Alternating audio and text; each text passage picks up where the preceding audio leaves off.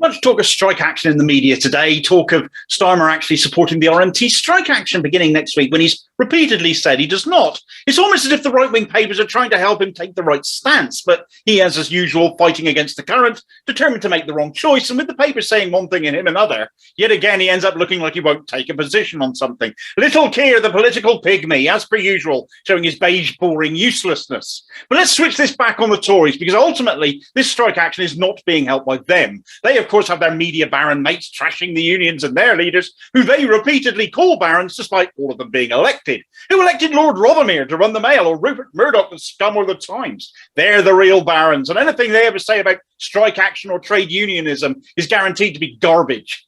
On top of that, though, leading Tory bullshitter, as well as Business Secretary Kwasi Kwarteng, has bleated that the unions have built up a strike war chest, bribing members to strike by increasing strike funds. Strike funds are pretty much guaranteed to be less than earnings. They're there to support families whilst they're getting no wages to cover their expenses, and they've increased because the cost of living has increased and everything costs more. That's why they're on bloody strike. Their incomes, like all of us, aren't stretching far enough, and their union, being a strong fighting union, won't let it lie. One of the biggest obstacles right now, though, is the Tory government itself. The rail franchise model was effectively scrapped due to the pandemic. The government replaced it with a flat fee rate across the board, handing themselves a de facto regulatory role, which they didn't have before. But because this Tory rabble don't know their arses from their elbows, they bodged it, and the rail companies, which could enter discussions over pay conditions, etc., with the rail unions themselves previously, now no longer know what they can and can't negotiate without the government giving them permission to do so. Grant Shapps can stamp his tiny feet all he likes, but he is the one actually causing the chaos right now because negotiations cannot proceed without his intervention, and he's refusing to get involved.